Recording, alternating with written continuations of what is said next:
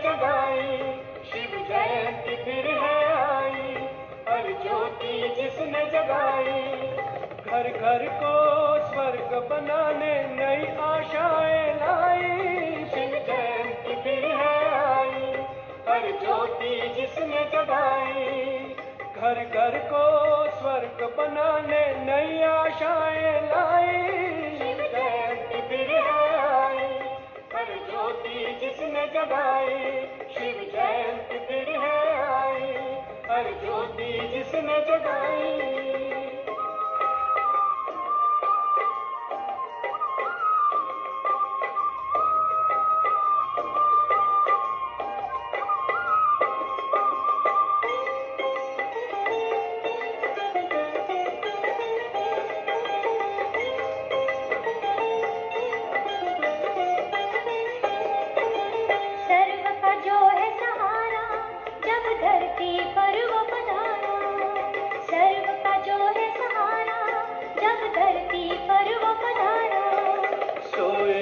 जो उन्होंने सुबह की झलक है पाई, शिव जयंती फिर है आई, हर ज्योति जिसने जगाई।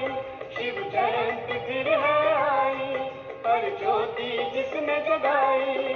घर घर को स्वर्ग बनाने नई आशाएं लाई, शिव जयंती फिर है आई, हर ज्योति जिसने जगाई। शिव जयंती फिर है आई, हर ज्योति जिसने जगाई।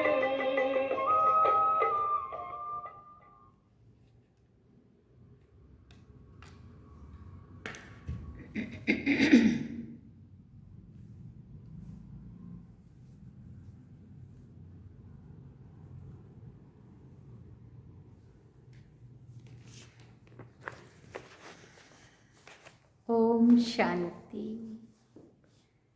बाबा गुड मॉर्निंग, आप सभी को भी गुड मॉर्निंग। और आज तो बड़े में बड़ा पर्व कहो, महाशिव जयंती कहो, 89th 90वीं त्रिमूर्ति शिव जयंती जो आज हम सभी मना रहे हैं। वैसे आज नहीं, पूरा 10 दिन 15 दिन से मना रहे हैं, क्योंकि घर घर में झंडे के प्रोग्राम भी शुरू हुए, काफ़ी कुछ प्रोग्राम भी बहुत सारी जगह हो गया। आखिर आज का दिन महापर्व कहो, शिव जयंती का दिन, जिसमें आज शिव बाबा खासकर तो धरा पे आए, उनके आने की यादगार सारी दुनिया ने भी मनाई और हम बच्चों ने भी मनाई। लेकिन हमने जान लिया, पहचान लिया और दिल से उसको अपना मान लिया, और दुनिया उसको ढूंढ रही है।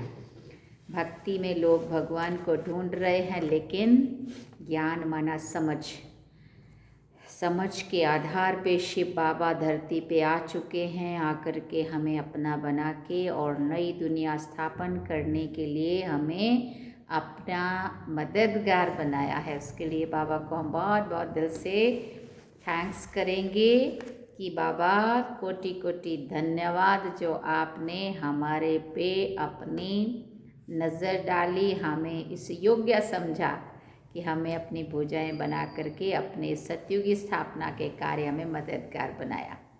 तो ऐसा सुंदर महान पर्व जो कभी सोचा भी नहीं था कि ऐसा भी कोई दिन आएगा, भगवान धरा पे आएंगे और वो हमें अपना बनाएंगे, हमें मनुष्य से देवता बनाने के लिए अपना बना करके ऐसे पढ़ाएंगे और बाप बन के पालना करेंगे, टीचर बन के पढ़ाई पढ़ाएंगे और सतगुरु बन के सदगति का मार्ग दिखाएंगे। और वो मार्ग जो खुद हमने देखा वो दुनिया को दिखाने के निमित्त बना देंगे, है ना। इतनी बड़ी बात है। तो ऐसे महाशिवरात्रि पर्व की आप सभी को कोटि कोटि बधाई हो। आज अब हम सुनते हैं बाबा का आज का इशारा क्या है। बाकी तो हम सभी बहुत बहुत लकी हैं जो भगवान धरा पे आया और हमने उनको पहचाना। तो अभी हम सुनते हैं आज का बाबा की मुरली क्या है। बाबा ने इशारा दिया, बाबा ने कहा, मीठे बच्चे, तुम्हें अपार खुशी होनी चाहिए कि हम अभी पुराना कपड़ा छोड़ घर जाएंगे, फिर नया कपड़ा नई दुनिया में लेंगे। बाबा ने प्रश्न पूछा, ड्रामा का कौन सा राज अति सूक्ष्म समझने का है? बाबा ने उत्तर में कहा, ये ड्रामा जो मिसल चलता रहता है, टिक टिक होती रहती है, जिसकी जो एक्ट चली वो फिर हूबहू 5000 वर्ष के बाद रिपीट होगी। ये राज बहुत सूक्ष्म समझने का है। जो बच्चे इस राज को यथार्थ नहीं समझते तो कह देते हैं ड्रामा में होगा तो पुरुषार्थ कर लेंगे, वो ऊंच पद पा नहीं सकते। ओम शांति। बच्चों को बाप की पहचान मिली, फिर बाप से वर्षा लेना है और पावन बनना है। कहते भी हैं, हे पतित पावन आकर हमको पावन बनाओ, क्योंकि समझते हैं हम पतित बुद्धि हैं। बुद्धि भी कहती है ये पतित आयरन एज्ड दुनिया है। नई दुनिया को सतो प्रधान, पुरानी दुनिया को क्या कहेंगे? तमो प्रधान कहा जाता है। तुम बच्चों को अभी बाप मिला है, भक्तों को भगवान मिला है। कहते भी हैं भक्ति के बाद भगवान आकर भक्ति का फल देते। सुना था ना आज तक, कभी तो भगवान आएंगे हमें हमारी भक्ति का फल देंगे। तो आज वो भगवान आ चुका है और हमें हमारी भक्ति का फल मिल रहा है उसके द्वारा, क्योंकि मेहनत करते हैं तो फल भी मांगते हैं। भक्त क्या मेहनत करते हैं सो तो तुम बच्चे जानते हो। तुम आधा कल्प भक्ति मार्ग में धक्के खाकर थक गए हो। भक्ति में बहुत मेहनत की है, ये भी ड्रामा में नोंद है। मेहनत की जाती है फायदे के लिए। समझते हैं भगवान आकर भक्ति का फल दे, तो फल देने वाला भी भगवान ही ठहरा। भगवान ही रहा ना। भक्त भगवान को याद करते हैं, क्योंकि भक्ति में दुख है तो कहते हैं आकर हमारे दुख हरो, पावन बनाओ। कोई भी नहीं जानते हैं कि अभी रावण राज्य है। रावण ने ही पतित बनाया है। कहते भी हैं राम राज्य चाहिए, परंतु वो कब कैसे होना है कोई को भी ये पता नहीं है। आत्मा अंदर समझती है कि अब रावण राज्य है, ये है ही भक्ति मार्ग। भक्त बहुत नाच तमाशे करते हैं, खुशी भी होती है, फिर रोते भी हैं। भगवान के प्रेम में आंसू आ जाते हैं, परंतु भगवान को जानते नहीं हैं। जिसके प्रेम में आंसू आ जाते हैं उनको जानना तो चाहिए ना। चित्रों से कुछ भी मिल नहीं सकता है। हाँ, बहुत भक्ति करते हैं तो साक्षात्कार होता है, बस वही उनके लिए खुशी की बात है। भगवान खुद ही आकर अपना परिचय देते हैं कि मैं कौन हूँ, मैं जो हूँ जैसा हूँ दुनिया में कोई नहीं जानते हैं। तुम्हारे में भी बाबा कहते हैं, तुम्हारे में भी जो बाबा कहते हैं उनमें भी कोई पक्के हैं कोई कच्चे हैं। देह अभिमान टूटने में ही मेहनत लगती है, देही अभिमानी बनना पड़े। बाप कहते हैं तुम आत्मा हो, तुम 84 जन्म भोग तमो प्रधान बनी हो। अभी आत्मा को तीसरा नेत्र मिला है, आत्मा समझ रही है। तुम बच्चों को सारे सृष्टि चक्र का नॉलेज बाप देते हैं।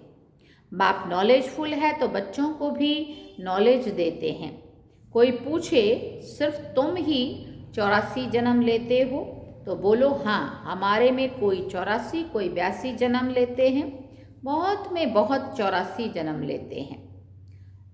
84 जन्म उनके हैं जो शुरू से आते हैं, जो अच्छी रीति पढ़कर ऊंच पद पाते हैं। वो जल्दी आएंगे, माला के नज़दीक पिरोएंगे।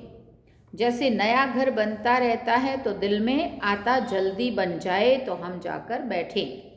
तुम बच्चों को भी खुशी होनी चाहिए। क्या खुशी होनी चाहिए? अभी हमको ये पुराने कपड़े छोड़ नए लेने हैं।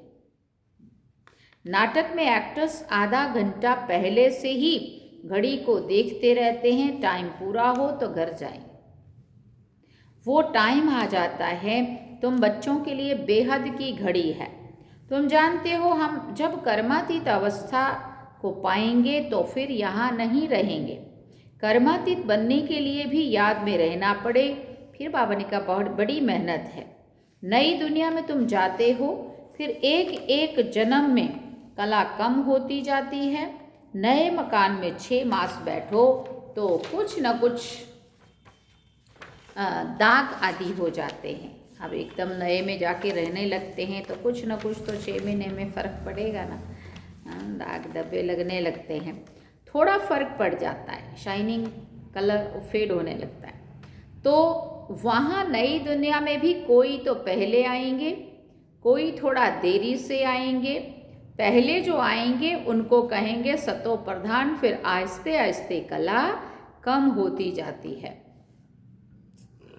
ये ड्रामा का चक्र जूं मिसल चलता रहता है, टिक टिक होती रहती है। तुम जानते हो सारी दुनिया में जिसकी जो एक्ट चलती है ये चक्र फिरता रहता है। ये बड़ी सूक्ष्म बातें हैं समझने की, बाप अनुभव से सुनाते हैं। तुम जानते हो ये पढ़ाई फिर 5000 वर्ष के बाद रिपीट होगी। ये बना बनाया खेल है, इस चक्र का किसी को भी पता नहीं है। इसका क्रिएटर, डायरेक्टर, मुख्य एक्टर कौन है वो भी कुछ नहीं जानते हैं। अभी तुम बच्चों को पता है हम 84 जन्म भोग अब वापिस जाते हैं। हम आत्मा हैं, देही अभिमानी बने तब खुशी का पारा चढ़े। वो है हद का नाटक, ये है बेहद का। बाबा हम आत्माओं को पढ़ा रहे हैं, ये नहीं बताएंगे कि फलाने समय ये होगा। बाबा से कोई बात पूछते हैं तो कहते हैं ड्रामा में जो कुछ बताने का है वो बता देते हैं। ड्रामानुसार जो उत्तर मिलना था सो मिल गया, बस उसके ऊपर चलना पड़ता है, उसके ऊपर चल पड़ना है। ड्रामा बगैर बाप कुछ भी नहीं कर सकते। कई बच्चे कहते ड्रामा में होगा तो पुरुषार्थ कर लेंगे, वो कभी भी ऊंच पद नहीं पा सकते। अब अपने आप थोड़ी होगा पुरुषार्थ, तो हमें ही करना पड़ेगा ना। बाप कहते पुरुषार्थ तुमको करना है, ड्रामा तुमको पुरुषार्थ कराता है। कल्प पहले मौफिक। कोई ड्रामा पर ठहर जाते हैं कि जो ड्रामा में होगा तो समझा जाता है इनकी तकदीर में नहीं है। अब तुमको स्मृति आई है, हम आत्मा हैं, हम ये पार्ट बजाने आए हैं। आत्मा भी अविनाशी है, पार्ट भी अविनाशी है।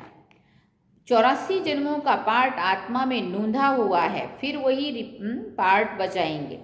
इसको कहा जाता है कुदरत। कुदरत का और क्या विस्तार करेंगे। अब मुख्य बात है पावन जरूर बनना है, यही फिक्रात है। कर्म करते हुए बाप की याद में रहना है। तुम एक माशूक के आशिक हो ना, एक माशूक को सब आशिक याद करते हैं। वो माशूक कहते हैं अभी मुझे याद करो, मैं तुमको पावन बनाने आया हूँ। तुम मुझे ही पतित पावन कहते हो, फिर मुझे भूल कर गंगा को क्यों पतित पावनी कहते हो।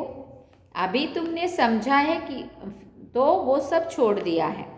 तुम समझते हो बाप ही पतित पावन है। अब पतित पावन श्री कृष्ण को समझकर कभी भी याद नहीं करेंगे, परंतु भगवान कैसे आते हैं ये कोई भी जानते नहीं हैं। श्री कृष्ण की आत्मा जो सतयुग में थी वो अनेक रूप धारण करते करते अभी तमो प्रधान बनी है, फिर सतो प्रधान बनती है। शास्त्रों में ये भूल कर दी है। ये भी भूल जब हो तब तो हम आकर अभूल बनाए ना। ये भूलें ड्रामा में है, फिर भी होंगी। इसको कहते हैं ड्रामा। अब तुमको समझाया है शिव भगवान उवाच। भगवान कहते भी शिव को हैं। भगवान तो एक ही होता है ना, सब भक्तों को फल देने वाला एक भगवान, उनको कोई भी जान नहीं सकते। आत्मा कहती है ओ गॉड फादर, वो लौकिक फादर तो यहाँ है, फिर भी उस बाप को याद करते हैं। तो आत्मा के दो फादर होते हैं। आत्मा के दो फादर हो जाते हैं। भक्ति मार्ग में उस फादर को याद करते रहते हैं। आत्मा तो है ही है। इतनी सब आत्माओं को अपना अपना पार्ट मिला हुआ है। एक शरीर छोड़ फिर दूसरा ले पार्ट बजाना होता है। ये सब बातें बाप समझाते हैं, कहते भी हैं हम यहाँ पार्ट बजाने आए हैं। ये एक मांडवा है, उनमें ये चांद सितारे आदि सब बत्तियां हैं। इन सूर्य चांद सितारों को मनुष्य देवता कह देते हैं, क्योंकि ये बहुत अच्छा काम करते हैं, रिमझिम करते हैं, किसी को तकलीफ नहीं देते हैं, सबको सुख देते हैं, बहुत काम करते हैं, इसलिए इनको देवता कहा जाता है। अच्छा काम करने वाले को देवता कहते हैं ना, ये तो जैसे देवता है। कहते हैं ना कई बार कुछ भी 2 3 4 अच्छी बातें अगर होंगी किसी में तो हम क्या बोलेंगे, ये बहुत अच्छा इंसान है, ऐसा लगता है ये तो देवी देवी जैसा, देवता जैसा है, ये तो जैसे देवता है। अब वास्तव में देवताएं तो सतयुग में थे, सब सुख देने वाले थे, सबकी प्रीत थी, इसलिए देवताओं की उनसे भेंट की जाती है। यहाँ पे भी अगर 1 2 4 बात कुछ मतलब अच्छा किसी को किसी का आज्ञाकारी हो, किसी को सहयोग दे रहा हो अच्छा, या बड़ा शांत स्वभाव का हो, सरल स्वभाव का हो, सबके साथ मिलजुल के रहने वाला हो, खुश रहने वाला, सबको खुशियाँ बांटने वाला, मतलब कुछ भी अच्छी अच्छी बातें 2 4 भी होंगी, तो उनका जैसे वो दिव्य गुण है ना, तो उनको उन गुणों के आधार पे देवता कहते। देवताओं के भी गुण गाए जाते, उन्हों के आगे जाकर कहते हैं हम निर्गुण हारे में कोई गुण नहीं। फिर कहेंगे आपे ही तरस परोई, आपको तो तरस पड़ता होगा। बाप कहते हैं तरस पड़ा तब तो फिर से आया हूँ तुमको गुणवान बनाने। तुम पूज्य थे, अब पुजारी बने हो, फिर पूज्य बनो। हम सो का अर्थ भी तुमको समझाया है। मनुष्य तो कह देते हैं आत्मा सो परमात्मा, और फिर परमात्मा सो आत्मा, ओम करके। बाप कहते हैं ये रॉन्ग है, तुम आत्मा निराकार थी, फिर सो देवता, क्षत्रिय, वैश्य, शूद्र बनी, अभी सो ब्राह्मण वर्ण में आई हो। आत्मा पहले सतो प्रधान, सतो रजो तमो में आती है। अभी तुम बच्चे समझते हो ये नॉलेज बाबा कल्प कल्प संगम युग पर हमको आकर देते हैं। बरोबर भारत स्वर्ग था, वहाँ कितने थोड़े मनुष्य होंगे। अभी कलयुग है, सब धर्म आ गए हैं। सतयुग में थोड़ी कोई धर्म था, वहाँ होता ही है एक धर्म, बाकी सब आत्माएं चली जाती हैं। तुम जानते हो अभी इस पुरानी दुनिया का विनाश सामने खड़ा है। बाप राजयोग सिखा रहे हैं, कोई भी आए तो बोलो ये बेहद की घड़ी है। बाप ने दिव्य दृष्टि देकर ये घड़ी बनवाई है।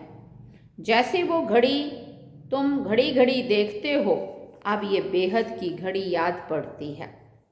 बाप ब्रह्मा द्वारा एक धर्म की स्थापना, शंकर द्वारा आसुरी दुनिया का क्या कराते हैं, विनाश कराते हैं। बुद्धि भी कहती है चक्कर फिरना जरूर है, कलयुग के बाद सतयुग आएगा। अभी मनुष्य भी बहुत हैं, उपद्रव भी बहुत होते रहते हैं, मुसल भी वही हैं। हाँ, मिसाइल्स बनाते हैं ना, शास्त्रों में तो कितनी कथाएं बना दी हैं। बाप आकर वेदों शास्त्रों का फिर क्या करते हैं, सार समझाते हैं। मुख्य धर्म 4 हैं, ये ब्राह्मण धर्म है 5वां, सबसे ऊंच से ऊंच है, ये है छोटा धर्म। यज्ञ की संभाल करने वाले ब्राह्मण, ये ज्ञान यज्ञ है, उपद्रव को मिटाने के लिए यज्ञ रचते हैं। देखो कितना बढ़िया कॉपी किया है, वहाँ भी कुछ मुसीबतें आती हैं तो यज्ञ रचते हैं। और यहाँ पे भी जब कलयुग इतना अति की ओर जा रहा था, ऐसे समय पे बाबा ने आके ये ज्ञान यज्ञ रचा है ना। और इसी यज्ञ में, उस यज्ञ में वो मटेरियल सब कुछ स्वाहा कर करके उसको ठीक वो करना सोचते हैं। और यहाँ पे बाबा सबकी विकारों की, बुराइयों की, कमियों कमजोरियों की, दुर्गुणों अवगुणों की सबकी आहुति देव स्वाहा, है ना।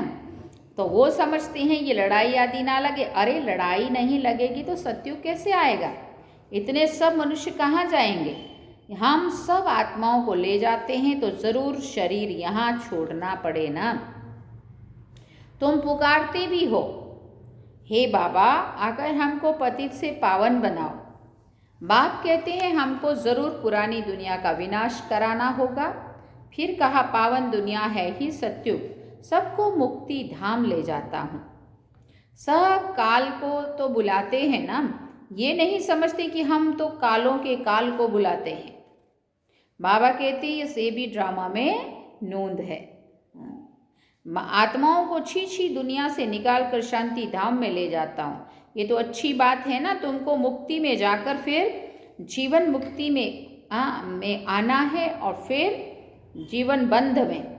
इतने सब सतयुग में तो नहीं आएंगे, फिर नंबरवार आएंगे। इसलिए अब शांति धाम और सुख धाम को याद करो। पिछाड़ी में जो आते हैं उन्हों का तो पार्ट ही थोड़ा है, पहले ज़रूर वो सुख पाएंगे। तुम्हारा पार्ट सबसे ऊंच है, तुम बहुत सुख पाते हो। धर्म स्थापक तो सिर्फ धर्म की स्थापना करते, किसी को लिबरेट नहीं करते हैं। बाप तो भारत में आकर सबको ज्ञान देते हैं, वही सबका पतित पावन है, सबको लिबरेट करते हैं। और धर्म स्थापक कोई सदगति करने नहीं आते हैं, वो आते हैं धर्म स्थापन करने। वो कोई शांति धाम सुख धाम में नहीं ले जाते, सबको शांति धाम सुख धाम में बाप ही ले जाते हैं। जो दुख से छुड़ाए सुख देते उनके ही तीर्थ होते हैं। मनुष्य समझते नहीं है, वास्तव में सच्चा तीर्थ तो शिव बाबा का ही है। महिमा भी एक की है, सब उनको पुकारते हैं, हे लिबरेटर आओ। भारत ही सच्चा तीर्थ है, जहाँ बाप आकर सबको मुक्ति जीवन मुक्ति देते हैं। तो तुम फिर भक्ति मार्ग में उनके बड़े बड़े मंदिर बनाते हो, हीरे जवाहरों के मंदिर बनाते हो, सोमनाथ का मंदिर कितना खूबसूरत बनाते हो। और अभी देखो बाबा कहाँ बैठे हैं, पतित शरीर में पतित दुनिया में।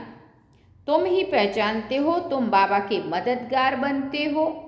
औरों को रास्ता बताने में जो मदद करेगा उनको ऊंच पद मिलेगा। ये तो कायदा है, बाप कहते मेहनत करो, बहुतों को रास्ता बताओ कि बाप और वर्षे को याद करो। 84 का चक्र तो सामने है, ये तो जैसे अंधों के आगे आईना है। ये ड्रामा हूबहू रिपीट होता है, फिर भी मुझे कोई नहीं जानेगा।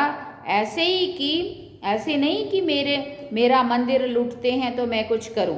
ड्रामा में लूटने का ही है, फिर भी लूट कर ले जाएंगे। मुझे बुलाते ही हैं पतित से पावन बनाओ, तो मैं आकर तुम बच्चों को पढ़ाता हूँ। ड्रामा में विनाश की भी नोंद है, सो फिर भी होगा।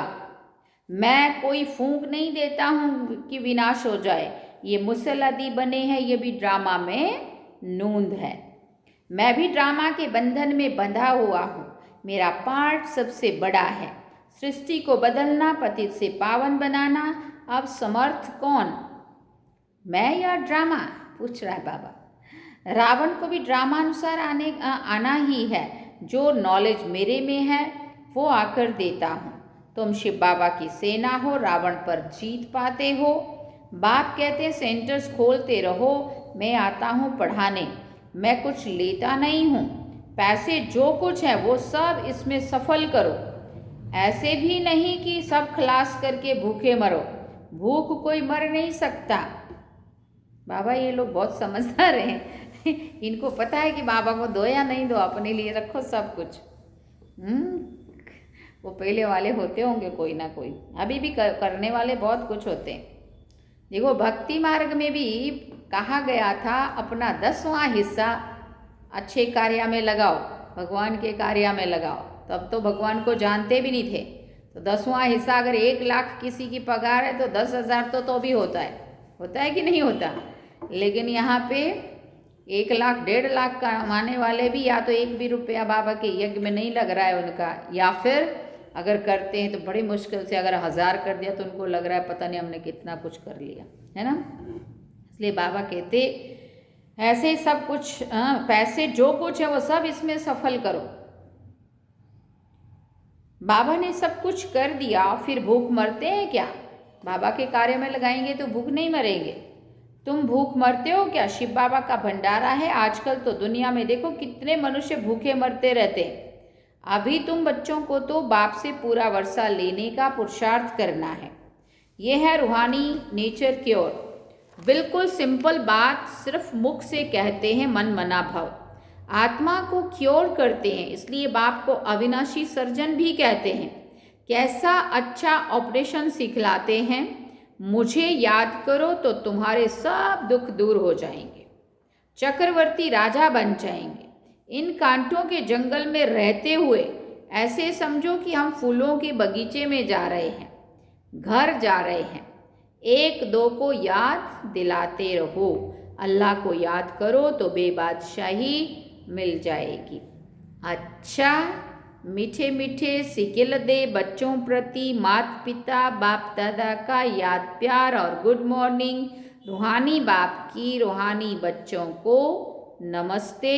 हम रूहानी बच्चों की रूहानी माता पिता बाप दादा को दिल व जान सिक व प्रेम से याद प्यार गुड मॉर्निंग नमस्ते। थैंक यू बाबा, शुक्रिया बाबा। धारणा के लिए मुख्य सार है। पहला पॉइंट, ऊंच पद पाने के लिए बाप का पूरा पूरा मददगार बनना है। अंधों को रास्ता दिखाना है। बेहद की घड़ी को सदा याद रखना है। दूसरी बात, यज्ञ की संभाल करने के लिए सच्चा सच्चा ब्राह्मण बनना है।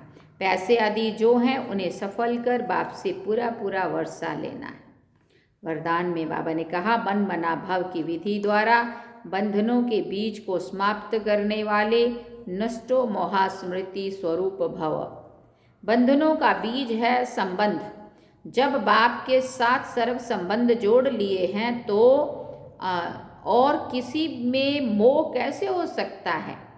बिना संबंध के मोह नहीं होता और मोह नहीं तो बंधन नहीं। जब बीज कोई खत्म कर दिया तो बिना बीज के वृक्ष कैसे पैदा होगा। यदि अभी तक बंधन है तो सिद्ध है कि कुछ तोड़ा है कुछ जोड़ा है। इसलिए मन मना भाव की विधि से मन के बंधनों से भी मुक्त नष्टो मोहा स्मृति स्वरूप बनो। फिर ये शिकायतें समाप्त हो जाएंगी कि क्या करें, बंधन है कटता नहीं है। स्लोगन में बाबा ने कहा, ब्राह्मण जीवन का सांस क्या है? उमंग उत्साह है। इसलिए किसी भी परिस्थिति में उमंग उत्साह का प्रेशर कम ना हो।